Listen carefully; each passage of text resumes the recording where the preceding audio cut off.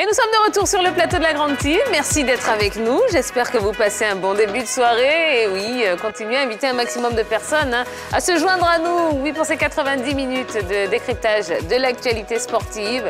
La Grande Team vous donne rendez-vous du lundi au vendredi de 20h30 à 22h en direct. Ce qui veut dire que vous avez l'occasion d'interagir avec nous. Donc n'hésitez pas, exprimez-vous via notre page Facebook, la page Facebook de la 3, qui vous permet de nous laisser un maximum de commentaires, de messages, de questions, pourquoi pas, et de répondre aux questions LGT qu'on vous propose tous les soirs. Allez, on a quitté le monde du rallye, on va arriver au football. Et pour compléter la team, eh bien, notre Yellow est arrivé. Bonsoir Yellow. Merci. Ça va bien? Très bien, ça va. D'accord. Vous n'êtes pas venu seul, vous êtes venu très bien accompagné. Il est rasé de très près ce soir, dis donc. Monsieur Dago Charles, comment allez-vous? Je vais très bien. Merci beaucoup. Une magnifique veste verte qui rappelle quand même les couleurs d'un grand club qu'il a eu à défendre. Les couleurs de Saint-Etienne. Non, il n'a jamais joué à Saint-Etienne. C'est de quoi on parle. C'est bon? Oui, c'est bon, c'est bon. Vous avez quelque chose à dire Non, je voulais juste remercier et féliciter Auria. Merci beaucoup. Parce que là, L'analyse est son ricochet est superbe. Vous êtes une légende pour moi. Mais Yellow, j'ai quelque chose à dire. C'est que le club en question et Saint-Etienne ont quelque chose en commun. On ne sait pas de quoi vous parlez. Nous sommes des légendes du football ivoirien. M. Dago est une légende du grand club qu'est l'Africa Sport Abidjan. Bon, merci. Il l'a dit. Il a fini par le dire. D'accord. Seigneur, tout honneur. La Ligue 2. Le football ivoirien a une histoire. Et j'imagine là les téléspectateurs, supporters de l'Africa qui sont aux anges. Ils vont appeler tout à l'heure, vous verrez. Ah, voilà. Ça va former le quartier. Et puis les supporters de la SEC qui sont en train de ronger leur pain, là, en train de dire... Ils sont en train de dégager leur car qui a fait une sortie de route hier. Oh, arrêtez, non, mais arrêtez. La SEC sera sacré champion de match s'ils battent l'équipe du Racing. Le champion sera battu l'Africa Sport Abidjan, mais bon. Mais pourquoi l'Africa pouvait rester en Ligue 1 Non, mais bon, bref, on ne va pas refaire le monde. On ne va pas refaire ce débat, messieurs, dames. Bon, bienvenue sur le plateau. On va continuer, oui. On va parler des éliminatoires de la CAN Cadet. Les éléphantos se relancent et c'est l'actu de ce soir.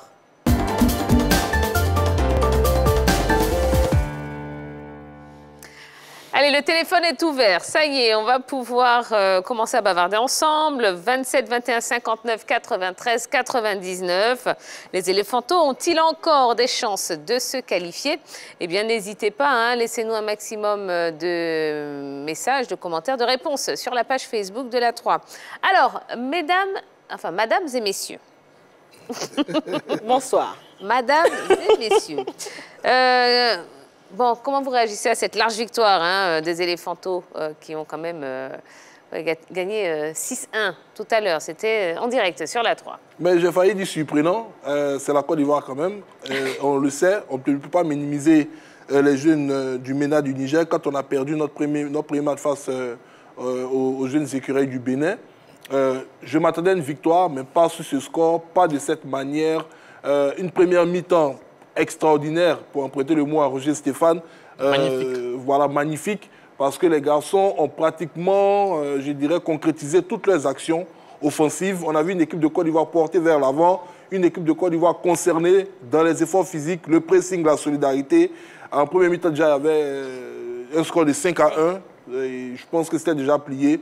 Les Nigériens ne s'attendaient pas à une telle débauche de la part de nos garçons. Félicitations à eux pour cette deuxième sortie. Charles? Non, moi, je ne peux que féliciter ces garçons, parce qu'on ne s'attendait pas à une telle prestation, ça, il faut le reconnaître, parce que moi, je considère que le premier match qu'ils ont effectué face au Bénin était pour moi le match d'entraînement, quand on sait que ces garçons n'ont pas généralement de compétition. Et donc, il leur était difficile déjà d'avoir des matchs amicaux au niveau des regroupements, tout et tout. Et donc, je profite de l'occasion pour saluer l'encadrement technique et en premier lieu, Guaméné Maxime, pour nous avoir donné vraiment une telle équipe qui a eu du répondant. Parce que force est de reconnaître qu'après la défaite face au Bénin, on était tous dans le doute. Mais là, aujourd'hui, il a remis les choses à plat. Et puis, les garçons sont une belle prestation. Oui. En tout cas, on ne peut que les féliciter. On peut parler de sursaut d'orgueil de la part de ces garçons, parce que lors du premier match face au Bénin, moi, quelque part, je vous dis que c'est la Côte d'Ivoire qui donne la victoire au Bénin, parce qu'on a fait le match, on a fait un match sérieux face aux Béninois. Derrière, on offre des buts, je dirais, très très facile aux Béninois qui ne se font pas prier et qui les inscrivent. On perd le match, mais ils n'ont pas été ridicules dans ce match face au Bénin, malgré les critiques, malgré tout ce que derrière voilà, les observateurs du foot ivoirien ont dit. Mais ces garçons avaient fait un très bon match. Et on savait qu'ils allaient réagir de cette manière face au Niger. Mais aussi, il ne faudrait pas oublier voilà, cette préparation. Bon, il n'y a pas eu de préparation en quelque sorte.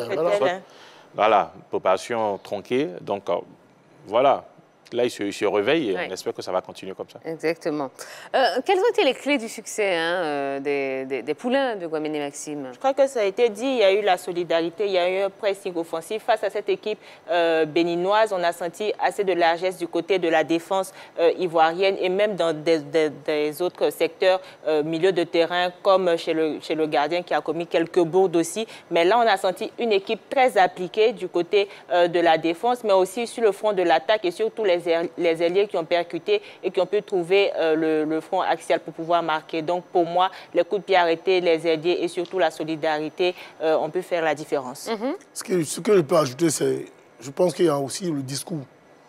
Parce que nous, les Ivoiriens, en général, lorsque nous sommes en sélection, nous refusons de nous faire battre par les équipes de la sous-région, en dehors du Nigeria qui semble être au-dessus de l'équipe nationale de Côte d'Ivoire. Et donc, quand on perd face au Bénin, vraiment, il faut être un entraîneur d'un second rang pour ne pas tout de suite, je veux dire, allumer, permettez-moi l'expression, les jeunes gens pour dire non, vous n'avez pas le droit de perdre face au Bénin, parce que nous sommes la Côte d'Ivoire. Et donc, je ne crois pas que vous puissiez, demain, vous aurez, je veux dire, l'occasion de faire une erreur face au Niger. Et donc, il suffit que ce discours-là passe, qu'on le tienne bien et que voilà, les garçons se réveillent. Tout à fait. Allez, premier intervenant de la soirée, premier appelant, il s'agit de M. Évariste Man, qui nous appelle de Yopougon. Bonsoir, monsieur. Oui, bonsoir, Tia. Comment allez-vous? Oui, ça va bien chez vous. Oh, super, super. Alors... bonsoir la grande team. Bonsoir, monsieur Man. Oui. Alors, monsieur Man, bon, vous avez suivi un petit peu le match tout à l'heure? Bon, oui, j'ai suivi la deuxième mi-temps. OK. Bon, pour la première mi-temps. D'accord. Donc 6-1 pour nos éléphantos. Est-ce qu'ils ont encore des chances de se qualifier, selon vous? Oui, effectivement, ils ont de la chance, vu que c'est l'équipe la plus favorite du groupe. Bon, il faut dire que le match était à notre portée, vraiment. Oui.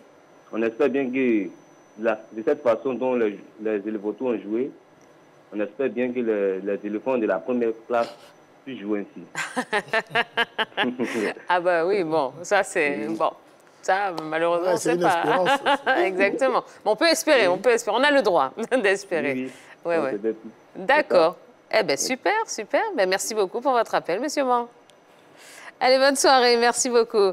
Eh bien, continuez à appeler nous, 27 21 59 93 99. Oui, on parlait justement des clés de ce beau succès, 6-1 quand même.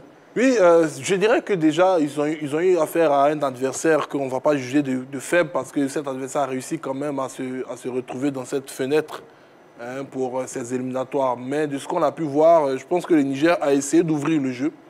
Ils ont essayé de réaliser la même performance que les Béninois. Ce n'est pas une équipe qui s'est arc-boutée devant son gardien de but. Malheureusement pour eux, je pense qu'ils ont un tout petit peu minimisé la capacité de réaction des éléphantos et ces derniers-là les ont pris de court. On a vu des attaques fulgurantes placées, des contre-attaques et une récupération de la balle assez haute dans les pieds des défenseurs nigérians à chaque fois qu'ils se sont fait prendre. Je pense que c'était ça surtout la clé du succès, ne pas subir la rencontre, refuser de permettre à l'adversaire d'asseoir son jeu. Et la Côte d'Ivoire, très bien, les athlètes ont très bien mis en application, je pense, ce que l'entraîneur leur a demandé de faire. D'autant plus que je crois qu'ils s'étaient menés.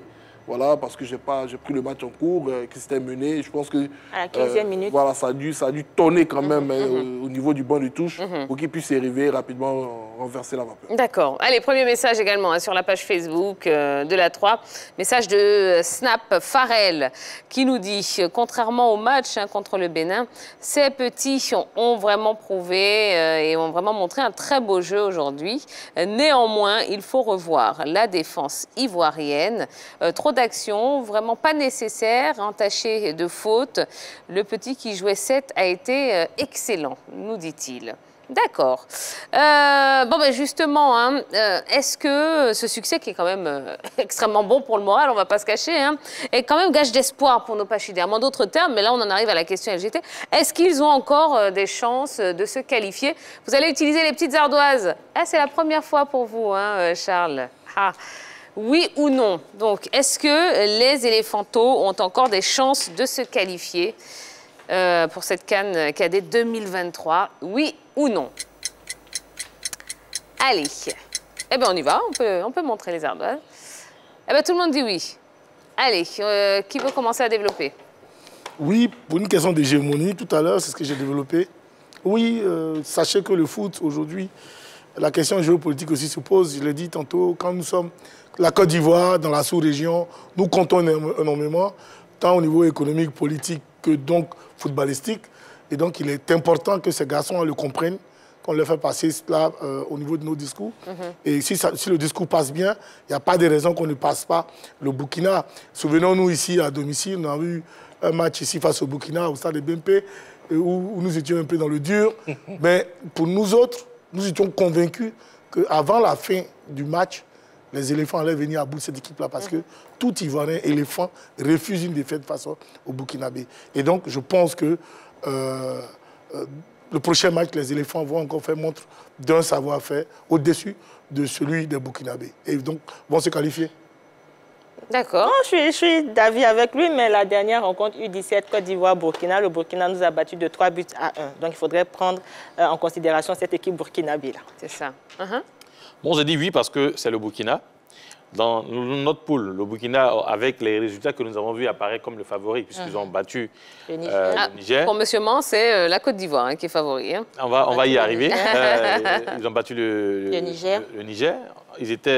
Ils menaient face au Bénin quand on venait sur le plateau. Donc aujourd'hui, avec les résultats, ces résultats, le Burkina apparaît comme le favori. En plus, la Côte d'Ivoire aime élever le niveau de jeu, aime s'adapter à la manière de jouer de l'équipe adverse. Si on avait peut-être cette équipe du Niger au 3e match, ils allaient peut-être lever le pied et puis on allait se faire surprendre. Mais là, c'est le Burkina qui aujourd'hui est comme favori. Donc, ils vont ici élever le niveau de jeu.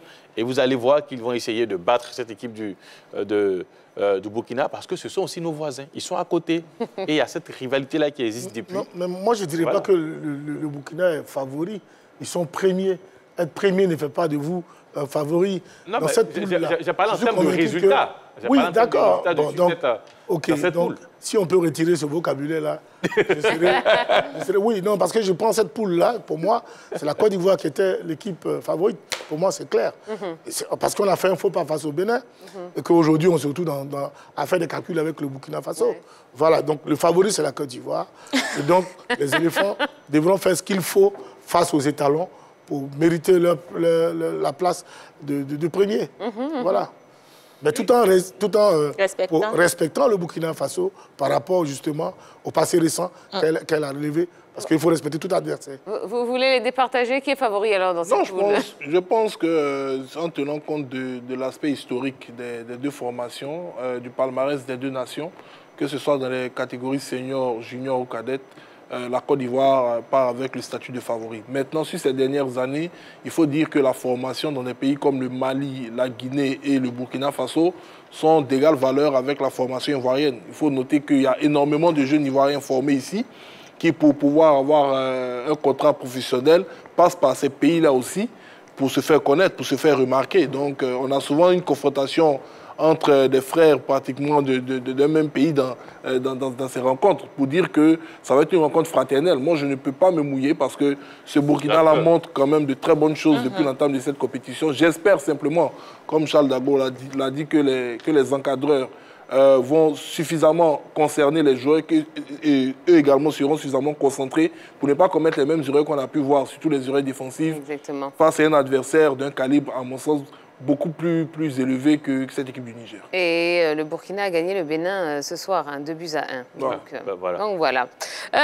Monsieur Abel Ma nous appelle de Zouenoula. Bonsoir, monsieur Abel. Oui, bonsoir, Tia. Comment allez-vous? Oui, ça va super bien. D'accord. Bonsoir, la grande team. Bonsoir. Bonsoir, monsieur Ma. Alors, monsieur Abel Ma, les éléphantins ont-ils encore des chances de se qualifier? Oui, je pense que les éléphants ont encore des chances de se qualifier. J'ai suivi ce match l'après-midi sur votre chaîne, la 3. Oui. La première mi-temps a été une mi-temps très intéressante où les éléphants ont eu de belles phases de jeu, ont pu concrétiser toutes les attaques. Mais néanmoins, il y a un bémol au niveau de la défense. Il y a encore un souci. Il va falloir aussi que les éléphants soient un peu plus efficaces à l'attaque. Je le dis parce qu'on s'aperçoit que nos ailiers jouent un peu trop, je dirais, en solo. Voilà. Je dirais songer à jouer un peu collectif. D'accord. Parce que face à une équipe comme le Burkina, ça peut coïncider. S'ils ont pu étudier notre jeu, qu'ils ont essayé de bloquer le numéro 7, qui est, bon, j'ai oublié un peu son nom, bloquer le numéro 7 et qu'on bloque les deux ailiers, ça sera un peu compliqué. Oui. Donc ils songent à jouer un peu collectif, à arriver au niveau de la phase offensive. D'accord. D'accord. Bon, très bien. Mais, belle analyse en tout cas. Merci beaucoup, M. Abelma. Merci. Maintenant, j'ai vu aussi le score du Burkina. Le Burkina qui s'est 2-1. Tout à fait. Et qui avait joué face au Bénin. Je pense que la Côte d'Ivoire, avec ce que j'ai vu, nous sommes largement favoris. Ah, pour vous, on est favoris face au Burkina? Non, c'est sûr. Ah, bon. Wait and see, comme dirait l'autre. On verra bien. D'accord. Merci beaucoup, M. Abelma. Merci. Retournons sur la page Facebook de la 3. Message de Kader Brice Armand Nyakpa qui nous dit « Waouh, j'ai regardé le match de cet après-midi, mais franchement, les éléphantos m'ont vraiment séduit. Malgré la mauvaise qualité de la pelouse, le coach a fait du bon boulot tout en galvanisant ses poulains. Pour qu'ils remportent les 3 points et en produisant un football de qualité. Cette sélection a réellement un avenir prometteur. L'avenir nous le dira. À votre avis, bon, le capital confiance au sortir de cette rencontre, peut-il amener nos éléphantos à rivaliser avec leur dernier adversaire? Bon, on était en train d'en parler. Est-ce que face au Burkina, vous pensez que ça va le faire? Oui, ça va le faire. Moi, je pense que ça va le faire parce que, comme on l'a dit, c'est un voisin proche et puis on a besoin de se qualifier. Voilà, on ne va pas s'arrêter en chemin. Le Burkina, avec ses 2 victoires, est presque qualifié avec ces 2 victoires. Donc, il va falloir les battre pour avoir aussi 6 points parce que le Bénin, en cas de victoire face au Niger, aura aussi 6 points. Donc, c'est la Côte d'Ivoire dans cette configuration. C'est la Côte d'Ivoire qui a le dos au mur.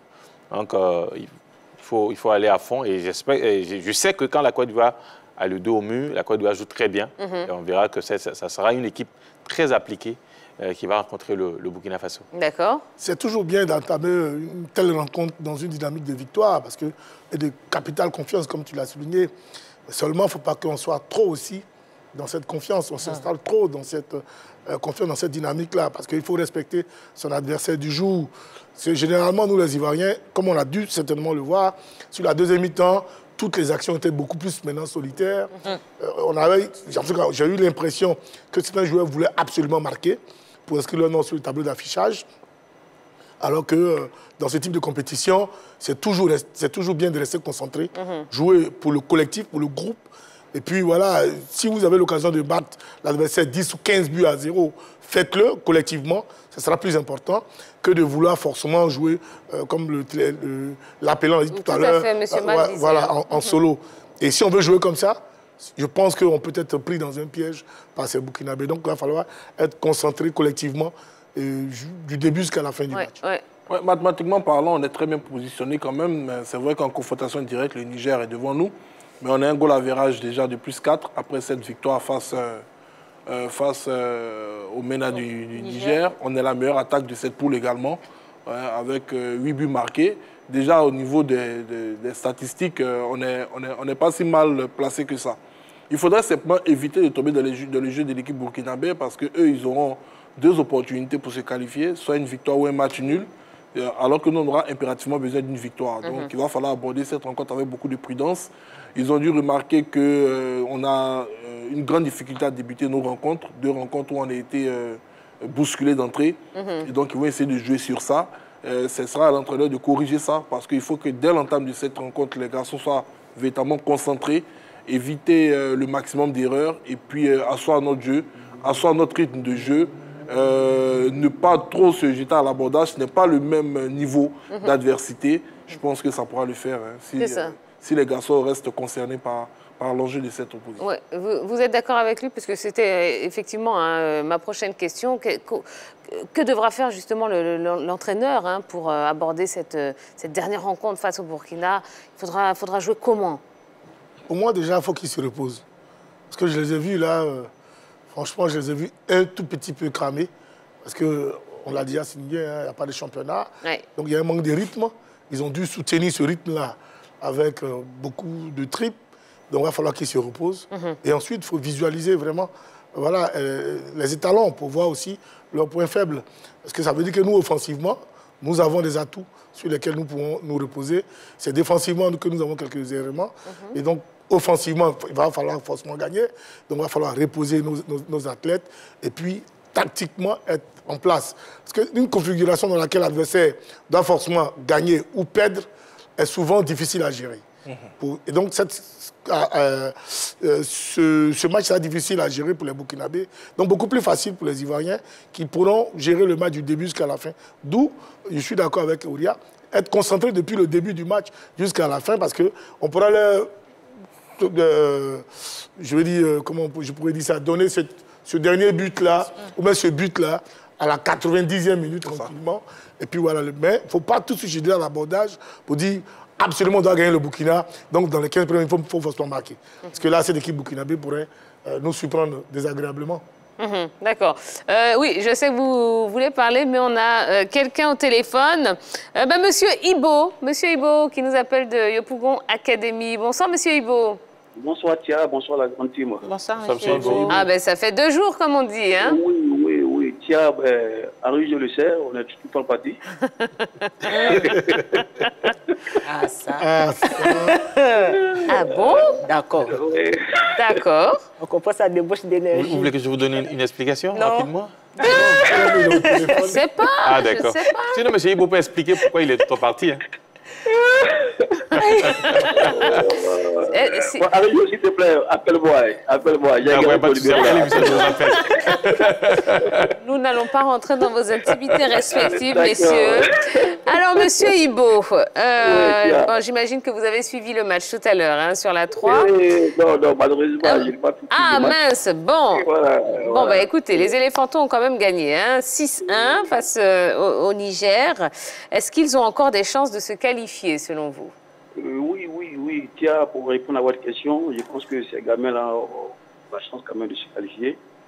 Voilà, comme disait tout à l'heure Charles, il faut tout simplement une victoire à ces gamins-là. Et je pense très bien que, tel qu'on les connaît, ils feront, en tout cas, ils auront tout pour pouvoir obtenir cette qualification-là. Voilà, maintenant... Prochain adversaire, c'est le Burkina quand même. Hein? Le Burkina, oui. Au niveau des jeunes, vous savez que le Burkina est une équipe très très difficile à battre, surtout au niveau des jeunes. Mais ces gamins-là, je pense qu'ils ont l'envie. Ils ont l'envie. Après l'élimination de leur grand frère, les U20, toute la nation compte sur ces gamins-là pour la CAN cadette 2023. Voilà. Il faut rappeler aussi que nous avons 3-4 de nos gamins qui s'y trouvent au sein de cette équipe au niveau de la fille d'Aboisseau. Oui. Voilà, nous leur souhaitons également bonne chance. Oui. Voilà. Donc vraiment heureux de les voir comme ça, en train de représenter dignement la Côte d'Ivoire. D'accord. Eh bien, merci beaucoup, Monsieur Ibo. Merci, Tia. Et bon retour parmi nous. Hein? Merci. Et ne partez pas tout le temps comme ça avec Henri Jo. Il n'y a pas de souci. Merci à vous. Merci beaucoup. Bonne soirée. Merci. Oui, alors on en était... voilà, que doit faire l'entraîneur justement pour passer le cap de cette ultime rencontre face au Burkina? Alors, corriger les erreurs défensives. Ne pas prendre de but d'entrée de jeu face à cette équipe du Burkina Faso, qui, on le rappelle, a déjà 2 victoires. Ensuite, dans la configuration actuelle, l'équipe du Burkina, je dirais, mais peut-être est plus en danger que la Côte d'Ivoire et le Bénin. Le Burkina ne sera pas entre chercher le nul et la victoire dans ce match face à la Côte d'Ivoire. Parce que les deux résultats les arrangent. En cas de match nul, ils sont qualifiés. En cas de victoire, ils sont qualifiés. Donc, est-ce que ça sera le match nul qu'ils vont rechercher ou la victoire? Pendant ce temps, la Côte d'Ivoire sait ce qu'elle a fait. C'est une victoire impérative face au Burkina Faso. Alors, dans cette configuration, je pense que l'avantage, pour moi, est du côté ivoirien, historiquement, bien sûr. Maintenant, on ne prend pas de but. Devant, on concrétise nos différentes occasions et puis on essaie d'être concentré, comme les autres l'ont dit, du début à la fin et ne pas donner d'espoir à cette équipe burkinabé tout au long du match. Ouais. Non, une chose est sûre et certaine, hein. Offensivement, déjà, les garçons ont montré qu'ils étaient dans leur compétition. Je le disais, 8 buts inscrits, 2 face au Niger, 6, et 2 face au Bénin, 6 face au Niger. Ça veut dire que pour l'équipe burkinabé, cette équipe-là sait qu'elle aura en face d'elle une formation qui, offensivement, est ultra dangereuse. Maintenant, défensivement également, bon, je pense qu'on a corrigé un peu ce qui s'est passé lors de la rencontre face au Bénin, puisqu'on a encaissé 3 buts là face au Niger. Après le but matinal encaissé, on a... Mais la manière même du but matinal, on a verrouillé. Je pense que l'entraîneur a dû quand même les titiller parce que quand on regarde le premier match face au Bénin, on voit quand même les temps où on a encaissé les buts. On a encaissé surtout le 3e but pratiquement à la fin du match. Ça veut dire que les garçons, arrivés au moment, ils avaient un problème de concentration. Alors que là, ce deuxième match, il y a eu quand même assez de concentration, donc ce qui avait manqué, afin de pouvoir réaliser une telle performance. Donc, à mon sens, je pense qu'on a plus d'arguments à faire valoir, franchement, dans cette troisième confrontation-là, que n'importe quel autre adversaire. Et puis, ce qui est bien dans ce groupe, c'est que, comme tous l'ont signifié, il y a eu cette préparation qui n'a pas du tout existé au niveau de la Côte d'Ivoire. Donc, la préparation, c'est dans cette compétition. On rentre, je dirais, difficilement, même si on fait un très bon match derrière. Parce que si on avait eu la possibilité de faire des matchs de préparation, je pense qu'il y a des erreurs qu'on n'aurait pas vues dans ce match face au Bénin. Parce que les erreurs défensives, forcément, au niveau des matchs amicaux, l'entraîneur allait pouvoir les corriger. Et ce sont ces fautes-là qui se sont retrouvées dans ce match face au Bénin. Face au Niger, il y a eu aussi ces fautes. Mais au fur et à mesure que la compétition avance, les erreurs diminuent. On a commis plutôt plusieurs face au Bénin. Cette fois-ci, c'est une seule erreur qui a été commise en défense et les Nigériens ont profité pour inscrire ce but. Donc, je me dis que face au Burkina Faso, on aura corrigé toutes ces erreurs-là. Voilà, c'est au fur et à mesure que on arrive. Mathématique comme voilà. Ça oui, c'est mathématique, hein, parce que s'il y avait cette préparation, je ne pense pas que... J'espère que ça ne va pas devenir une norme ici, parce que lors des Jeux Olympiques, passés sous le Conan, on n'a eu aucun match de préparation et on est parti à la Coupe. J'espère que ça ne va pas devenir dans une situation, je dirais, exceptionnelle. Non, mais je pense que généralement, on commet ce type de bourde parce que, voilà, physiquement, on est en dedans. Ouais. Parce que c'est lorsque physiquement, tu n'es pas au top, que des petits gestes et autres, là, tu arrives à les manquer. Et donc, sur le premier but, c'est juste un geste de déconcentration où on n'appuie pas bien le ballon qu'on a donné au gardien de but. Maintenant, je suis convaincu qu'ils vont se servir. Sinon, ils se sont déjà servis du match du Bénin, plus le match d'aujourd'hui. Non seulement gagner en capital confiance au niveau des buts, au niveau offensif, parce que ce qui va faire douter la défense burkinabé, c'est ça aussi. Pour dire qu'on va rencontrer un adversaire qui a marqué 8 buts en 2 matchs, ça voudrait dire qu'offensivement, ils sont au top. Donc, ne s'entend pas certainement qu'ils vont peut-être... bien se barricader, et ça va donner la latitude aux Ivoiriens de pouvoir dérouler leur jeu. Mais c'est vraiment de rester concentré du début jusqu'à la fin. Sinon, si on va se jeter à l'abordage, cette équipe burkinabé pourra nous surprendre et ça sera plus difficile. Parce qu'il est difficile aux Ivoiriens, en général, d'être dans la réaction. En général, même si ces temps-ci, sur ces 2 matchs, on a été dans la réaction. Mais ça serait difficile. D'accord. Autre intervenant, hein, Monsieur Blé Bariste, qui nous appelle de Sakassou. Bonsoir, Monsieur Blé. Bonsoir Atia. Comment allez-vous? Je vais très bien. Bonsoir la grande team. Bonsoir Monsieur Bonsoir Blé. Monsieur Blé. Alors Monsieur Blé, même question. Hein, les éléphantaux ont-ils encore des chances de se qualifier pour la CAN Cadet 2023? Oui, bien sûr. Je peux dire que la Côte d'Ivoire actuellement au moins 90% de chances de se qualifier. Compte tenu de la prestation contre le Bénin, contre le Niger aujourd'hui, je trouve que la Côte d'Ivoire a bel et bien une chance pour se qualifier. Oui. Et prochain match, le Burkina. Hein? Oui, le Burkina, c'est une grande équipe, mais on va faire avec. Comme le dit le grand Dago Charles, on va faire avec. On va faire avec. Seulement qu'il faut rectifier un peu les erreurs défensives. Oui. Voilà. C'est ça. Sinon, le milieu, l'attaque, c'est au top. Voilà. Si les grands mêmes pouvaient jouer comme ça encore, ça serait un peu plus mieux. Ah, ben voilà, je savais qu'on allait y arriver. Pourquoi les Ivoiriens font des comparaisons de ce type-là? Ah, voilà, vous allez énerver M. Dago Charles, attention. C'est pas un énervement, mais je veux dire, c'est pas des bonnes comparaisons. C'est pas des bonnes comparaisons. Comme c'est des souhaits, c'est des vœux, ok, c'est bon, mais à un moment donné aussi, il faut être un peu lucide. Voilà, ça c'est très important. Oui, là, il n'y a pas de la volonté. Là, on parle du très haut niveau. Là, on parle de UFOA B. C'est pas la même chose. D'accord. Oui, mais on y croit, évidemment. Hein. On est tous derrière nos éléphantaux, absolument. Merci, Monsieur Blé, pour votre appel. Merci beaucoup. Allez, passez une bonne soirée. Eh ben voilà, donc, dans tous les cas, le prochain match, hein, oui, c'est face au Burkina. Et on est derrière nos éléphantos. Ce qui est sûr, on est derrière eux et on y croit. Voilà.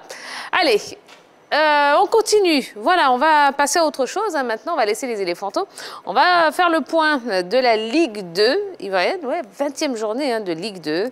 En course pour la montée dans la poule B, Yamoussoukro FC a fait la mauvaise opération hein, de cette 20e journée de Ligue 2. Coincé par Zoman FC, la bande Christophe Gradcap laisse le champ libre au stade et à l'Africa Sport. Bien parti chacun pour décrocher l'unique ticket qualificatif. Alors, comme on en parlait hein, sur ce plateau, eh bien, la Ligue 2, elle reste quand même extrêmement indécise. Déjà, qu'est-ce que vous pouvez faire comme commentaire sur les résultats des matchs de la poule B joués lundi?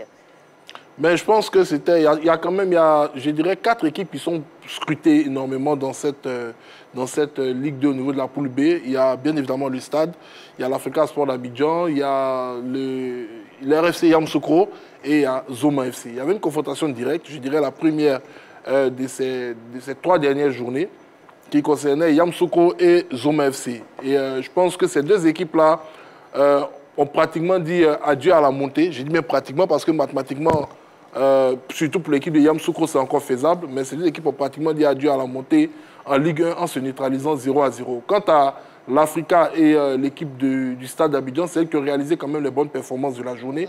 J'ai été, je dirais, très surpris par la maîtrise des stadistes face à l'équipe d'Issi Awazi qui avait battu l'Africa 3-0.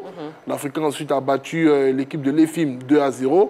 Je dirais donc que ce sont les 2 formations qui semblent être dans une très bonne dynamique pour cette fin de saison, d'autant plus qu'elles doivent s'affronter le lundi prochain pour l'avant-dernière journée de cette Ligue 2. Oui.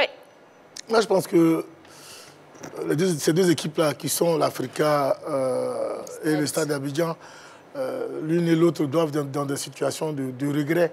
Quand on sait que l'Africa, lorsqu'on a commencé ce championnat-là, était en tête de ce championnat, jusqu'à ce qu'on ne sait pas pour quelles raisons, beaucoup de difficultés se retrouvent après. 4 ou 5 journées comme ça, l'Africa n'arrivait pas à s'imposer. Tout à fait. Après, c'est le Stade d'Abidjan qui prend le relais, avec plus de 4 points d'avance sur l'Africa Sport. Le Stade d'Abidjan aussi, voilà, qui est accroché, qui manque le coach. Et donc, franchement, ces 2 équipes-là, pour moi, vont avoir beaucoup de regrets si l'une ne montait pas, ou sinon si les 2 ne montaient pas en première division ensemble. Maintenant, aujourd'hui, quand on parle des dernières rencontres, on se rend bien compte que les 2 équipes sont en très grande forme, que ce soit le Stade ou l'Africa Sport. Pour ma part, je souhaiterais que lors du prochain match, ces 2 équipes fassent match nul. Et puis bon, voilà. Ouais, vous savez, ça, c'est départagé là. Neutralité hein, sur le plateau. Il ne peut pas avoir des matchs nuls. Voilà, c'est tout. Mon cœur bat pour ces 2 équipes-là. Neutralité sur ce plateau, monsieur Dago Charles. Ah oui? Il ne peut pas. Bon. Même si la veste vous trahit, mais bon, c'est pas grave. Est-ce qu'on peut dire que les carottes sont cuites hein, pour l'équipe de Yamoussoukro après ce nul? Mauvaise opération pour cette équipe de Yamoussoukro là qui réussissait un tant soit peu à accrocher les 2 équipes du classement, à savoir l'Africa et le Stade.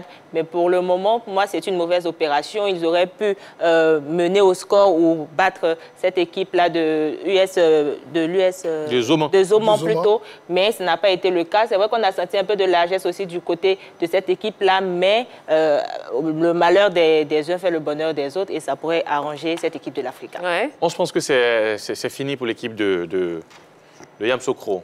Mathématiquement, on peut dire oui, mais quand on regarde un peu au niveau des goals à virage, c'est plus possible. Parce que même en cas de match nul entre l'Africa et l'équipe du Stade d'Abidjan, et en cas de victoire de Yamoussoukro, Yamoussoukro serait à 3 points du Stade d'Abidjan, c'est-à-dire son dernier adversaire lors de la dernière journée. Mais le Stade a plus 18 et l'équipe de Yamoussoukro a plus 13.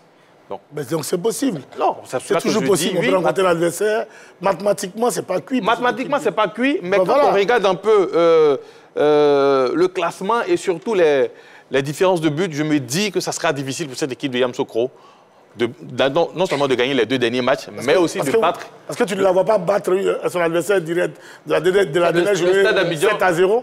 Non, mais c'est pas possible. C'est du foot, tout est possible. Oui, c'est du foot, mais le Stade d'Abidjan peut tomber dans une situation où l'Africa joue contre l'Africa en dernière journée. La dernière journée...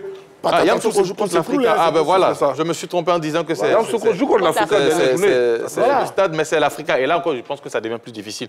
Parce que l'Africa, aujourd'hui, c'est vrai, l'Africa a connu des difficultés, mais quand même, il faut reconnaître que l'Africa, quand même, est solide.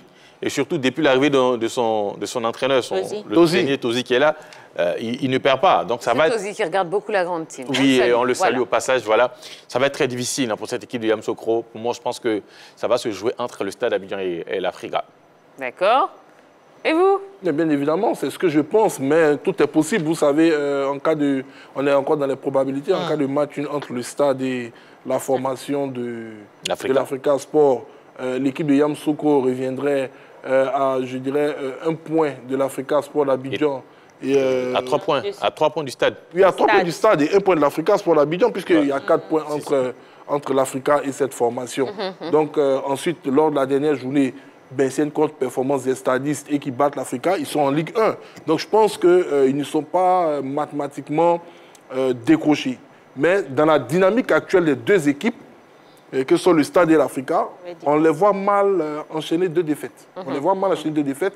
Il y aura la confrontation le lundi prochain entre les 2 pour les départager. Et je pense que l'équipe qui va monter en Ligue 1, normalement avant la décision en AG de la fédération prochaine sur les modalités pour passer à 16 clubs en Ligue 1, je pense que l'équipe qui va remporter le duel à venir entre Stadis et Aiglon a plus de 10% de chances de monter en Ligue 1 parce que pour une équipe comme Yamoussoukro, la dernière journée risque de compter pour du beurre, sauf volonté peut-être manifeste de faire du mal au camp. C'est l'Africa qui remporte le duel face au Stade, puisque c'est lors de la dernière journée de mettre l'Africa en Ligue 2. Oui, mais ça on le sait. C'est dans l'esprit sportif. C'est ce que moi je souhaite. Voilà, dans l'esprit sportif. Voilà. J'avoue que l'année dernière, c'est vrai qu'on pourrait me dire que c'était le Conor, mais franchement, les dernières journées là n'ont pas été bien pour le football ivoirien. Parce qu'on a assisté à des non-matchs. À des non-matchs, franchement, c'était pas intéressant. Et donc, j'espère que le week-end prochain, on va assister vraiment, selon les prochaines journées, on va assister, puisque ce sont les derniers matchs, on va assister vraiment à de très bons arbitrages, de sorte que les prochains qui vont monter en Ligue 2, en Ligue 1, soient véritablement ceux qui vont venir booster le championnat des Ligue 1. Et ne soient pas contestés. Voilà, tout à fait. Mais tiens, ce qui est bien, c'est que Yamoussoukro, aujourd'hui, peut continuer de se battre. On ne sait jamais, on ne connaît pas la formule de montée qui sera décidée par les différentes ligues. Donc, si en cas de 2e place occupée par l'équipe de Yamoussoukro et qu'on décide d'un barrage... oui, mais forcément, ce sera les 2 premiers qui vont monter, et puis le 3e va certainement rencontrer ceux qui vont descendre. Le 2e de chaque poule. Les 2e de chaque poule les 2 premiers vont monter. Vont jouer des barrages avec les 2 derniers de la Ligue 1. Donc, si on reste dans cette formule et que c'est adopté par les différentes ligues, que ce soit la Ligue de foot professionnel et la Ligue de foot amateur, je pense que Yamoussoukro en occupant la deuxième place, peut avoir aussi sa chance de monter en Ligue 1. Donc, il ne sera pas question de Yamoussoukro, il sera question de l'Africa et du stade, mon cher. Ils sont trois. Ils sont trois, même si, à mon sens, pour la montée directe, l'équipe de Yamoussoukro est décrochée, mais je pense qu'elle a tout de même sa chance si elle réussit à accrocher l'une des deux places. Je te vois venir. Mais non, là, Henri, j'ai ouvert une petite brèche parce que j'ai essayé d'avoir quelques informations. Oui. Et selon certaines indiscrétions, avant la tenue de l'AG pour la formule de montée et de descente, il semblerait, ça je le dis clairement, qu'il y a une volonté du respect de l'éthique sportive. Donc normalement, pour l'instant, au niveau des tendances, les deux formations, deux dernières de la Ligue 1 descendraient en Ligue 2. Ça, c'est ce qui semblerait dans les tuyaux. Maintenant, il y aura les montées des deux premiers de la Ligue 2 et il se pourrait que les deux deuxièmes de la Ligue 2 jouent des matchs de barrage, pas face aux deux derniers de la Ligue 1, mais face aux deux avant-derniers, c'est-à-dire les 11e et 12e de la Ligue 1, pour compléter à 16. D'accord, très bien. Comment est-ce que vous entrevoyez le choc entre le Stade et l'Africa lors de cette 21e journée? Rencontre très engagée, très ouverte parce que ces deux formations-là n'ont pas le droit à l'erreur, surtout à cause de la montée en Ligue 1 et surtout aussi à cause de la dynamique de ces deux formations-là, le Stade et l'Africa Sport, qui est dans une bonne dynamique depuis l'arrivée de Tozi, de M. Tozi. Bon, de Tozi parce qu'on parle de Laurent Blanc, de Patrice Baumel, donc de Tozi. Donc, l'Africa pourrait remonter, le Stade d'Abidjan aussi pourrait remonter. Du coup, rencontre très engagée. Voilà. Oui, c'est vrai que ce serait une rencontre très engagée. Hello. Ouais. Non, sérieusement, ce serait une rencontre très engagée. M. Noël Tozi. Oui, je sais que le Stade d'Abidjan va tout faire pour monter en première. Et l'Africa Sport aussi est un grand de ce pays, ne voudra plus rester, sinon ne voudra pas rester en deuxième division une deuxième année consécutivement. Donc, ça sera une rencontre très engagée. J'ose espérer qu'on va avoir droit à une belle rencontre. Il n'y aura pas beaucoup plus d'agressivité que du beau jeu. Maintenant, on verra ce que ça va donner. Mais là où j'ai un peu peur pour le Stade d'Abidjan, c'est au niveau des supporters. L'Afrique en a tellement et que les supporters de l'Afrique vont sortir nombreux pour soutenir leur club. Donc, j'ose espérer que le Stade d'Abidjan pourra, avec son président, Bogou, à qui je fais un coucou au passage, mobiliser aussi tous les partenaires afin que, il ait du répondant tant au niveau des supporters qu'au niveau des joueurs. Je pense qu'on va demander à la Ligue de déplacer peut-être la rencontre un week-end parce que c'est une rencontre. Oui, c'est possible, on peut jouer ça à Yamoussoukro. Voilà, ça s'est tenu. En week-end, je pense qu'il y aura beaucoup plus de monde. Le Stade Robert Champour de Marco, il va refuser du monde. Maintenant, concernant cette confrontation entre Stadis et Aiglon, il faut dire que le Stade a battu l'Africa déjà en match aller. Le Stade en tête de cette poule en Ligue 2. Donc, quand on regarde déjà ces deux résultats, on sera maintenant à dire que le Stade part avec les faveurs des pronostics. Intrinsèquement, le Stade est une formation qui pratique un magnifique football, qui n'a pas vu son effectif aussi chamboulé que celui de l'Africa à la mi-saison, où il y a eu 12 départs du côté des Verts et Rouges. Sauf que cette défaite de l'Africa est intervenue dans cet intervalle de l'arrivée des 12 joueurs, avec des problèmes déjà entre l'encadrement technique et le bureau exécutif en place. Les prémices déjà d'un divorce avec l'ancien coach Alain Guamene étaient déjà dans les tuyaux et il y avait cette sorte d'instabilité. Maintenant, depuis l'arrivée de Tozi, l'Afrique a enchaîné 4 victoires. Elle n'a pas encaissé le but, elle a inscrit 7 buts. Donc quand on regarde aujourd'hui la dynamique dans laquelle se trouve l'Africa Sport d'Abidjan avec l'arrivée de ce nouvel encadrement technique, à 6 journées de la fin, je pense que du côté du Stade d'Abidjan, on est en droit de se dire qu'on ne va pas affronter pratiquement la même équipe de l'Africa qu'on a eu à battre il y a de cela dès l'entame des phases retour de ce championnat. Donc aujourd'hui, ce serait très difficile de mettre une pièce sur une équipe pour dire qu'elle est favorite. Je dirais qu'il y a une ascendance stadiste au niveau de la qualité du jeu, au niveau de l'esprit collectif de l'effectif et autres. Mais attention à l'Africa Sport d'Abidjan, et comme l'a si bien dit Charles Dago, ce 12e homme des Aiglons qui va sortir, qui va pousser ses hommes. L'Africa a fait un travail colossal parce qu'à un moment, l'Afrique était 3e. L'Afrique était à 4 points du Stade. L'Afrique aurait pu être décroché, mais l'Afrique est revenu. Et lui qui a joué à l'Afrique connaît l'esprit de cette équipe. Puis c'est une posture même qui sied très souvent à l'Africa. L'Africa aime chasser. L'Africa aime chasser plutôt que d'être chassé. Je pense que le Stade le sait. Et l'ADN du club vert rouge risque de parler. Les grands risquent de voler très très haut D'accord. Merci, merci. Allez, rapidement, dernière question. Hein. Dans la poule A, puisque c'est vrai qu'on a fait que parler de la poule B. Donc, dans la poule A, l'AS Denguélé, vainqueur du COSAP 4-1, repasse en tête. Adiaké ayant été contré par l'agir de Guy Berroy. Hein.